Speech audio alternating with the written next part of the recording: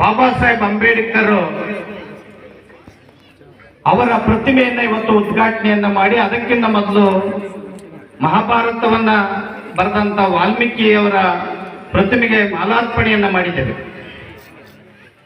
ಈ ಇಬ್ಬರು ನಾಯಕರು ರಾಮಾಯಣವನ್ನ ಬರೆದಂತಹ, ನಮ್ಮ ರಾಮಾಯಣ ಮಹಾಭಾರತಕ್ಕೂ ಕೂಡ ಅವ್ರ ಲಿಂಕ್ ಇದೆ. ಅದು ಇತಿಹಾಸವನ್ನ ತೆಗೆದು ನೋಡ್ರಾಗ್ತದೆ. ರಾಮಾಯಣ ಅಷ್ಟೇ ಅಲ್ಲ, ಅನೇಕ ಕಾವ್ಯಗಳನ್ನು ರಚಿಸಿದ್ದಾರೆ.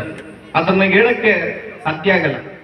ಬಾಬಾ ಸಾಹೇಬ್ ಅಂಬೇಡ್ಕರ್ ಅವರ ಪ್ರತಿಮೆಗಳು ಈಗ ಉದ್ಘಾಟನೆ ಮಾಡಿದ್ವಲ್ಲ, ದೇಶದಲ್ಲಿ 1 ಲಕ್ಷಕ್ಕೂ ಹೆಚ್ಚು ಪ್ರತಿಮೆಗಳು ಯಾವುದಾದ್ರೂ ವ್ಯಕ್ತಿಯ ಬಗ್ಗೆ ಇದೆ ಅಂದ್ರೆ ಅದು ಬಾಬಾ ಸಾಹೇಬ್ ಅಂಬೇಡ್ಕರ್ ಪ್ರತಿಮೆಗಳು ಅನ್ನೋದನ್ನ ನಾವು ಮನಗಾಣಬೇಕಾಗಿದೆ.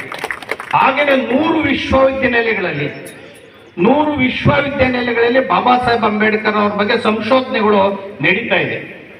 ಈ ದೇಶದ ಲಕ್ಷಾಪಲಕ್ಷ ಸಾಹಿತಿಗಳು, ಕವಿಗಳು ಯಾರ ವ್ಯಕ್ತಿ ಬಗ್ಗೆ ಬರೆದಿದ್ದಾರೆ ಅಂದ್ರೆ ಅದು ಬಾಬಾ ಸಾಹೇಬ್ ಅಂಬೇಡ್ಕರ್ ಅವರ ಬಗ್ಗೆ ಅನ್ನೋದನ್ನ ನಾವು ಅರ್ಥ ಮಾಡ್ಕೋಬೇಕಾಗ್ತದೆ. ಹಾಗೇನೆ ಬಾಬಾ ಸಾಹೇಬ್ ಅಂಬೇಡ್ಕರ್ ಅವರು ಈ ಸಂವಿಧಾನವನ್ನು ರಚಿಸೋದಕ್ಕೆ, ನಮ್ಮನ್ನೆಲ್ಲ ಒಟ್ಟು ಮಾಡೋದಕ್ಕೆ, ಸಂವಿಧಾನ ರಚಿಸೋದಕ್ಕೆ 50,000 ಪುಸ್ತಕಗಳನ್ನ ಓದಿದ್ರು. 53 ದೇಶಗಳ ಸಂವಿಧಾನವನ್ನು ಅಧ್ಯಯನ ಮಾಡಿದ್ರು. 18 ಗಂಟೆಗಳ ಕಾಲ ಅಧ್ಯಯನ ಮಾಡಿದ್ರು.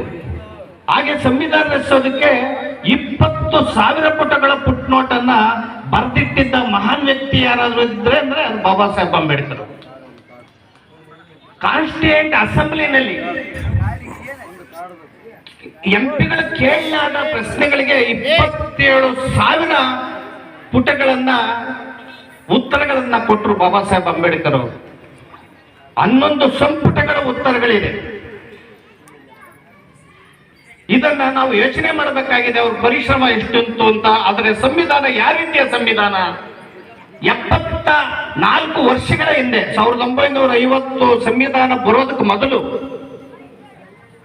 ನಮ್ಗೆ ಯಾರಿಗೂ ಓಟಿನ ಹಕ್ಕು ಇರಲಿಲ್ಲ. ಇಲ್ಲಿ ಕೂತಿರೋರಿಗೆ 100 ಎಕರೆಗೆ ಹೆಚ್ಚು ಜಮೀನಿದ್ರೆ ಭೂಮಾಲೀಕರಿಗೆ, ಕೈಗಾರಿಕೋದ್ಯಮಿಗಳಿಗೆ, 2 ಡಿಗ್ರಿ ಮಾಡಿರುವಂತವ್ರಿಗೆ ಓಟಿನ ಹಕ್ಕಿತ್ತು. ಎಲ್ಲರಿಗೂ ಕೂಡ ಓಟಿನ ಹಕ್ಕನ್ನ ಕೊಟ್ಟವರು ಅಂತ ಅಂದ್ರೆ ಇಲ್ಲೆಲ್ಲ ಕೂತಿರುವಂತ ಸಚಿವರುಗಳು ಎಲ್ಲರಿಗೂ ಕೂಡ ಹಕ್ಕು, ಸಚಿವರಾಗೋದಕ್ಕೆ, MLAಗಳು, MP ಗಳಾಗೋದಕ್ಕೆ ದೇಶದಲ್ಲಿ ಅವಕಾಶ ಆಯ್ತು ಅಂದ್ರೆ ಬಾಬಾ ಸಾಹೇಬ್ ಅಂಬೇಡ್ಕರ್ ಅವರು ಬರೆದ ಸಂವಿಧಾನದಿಂದ.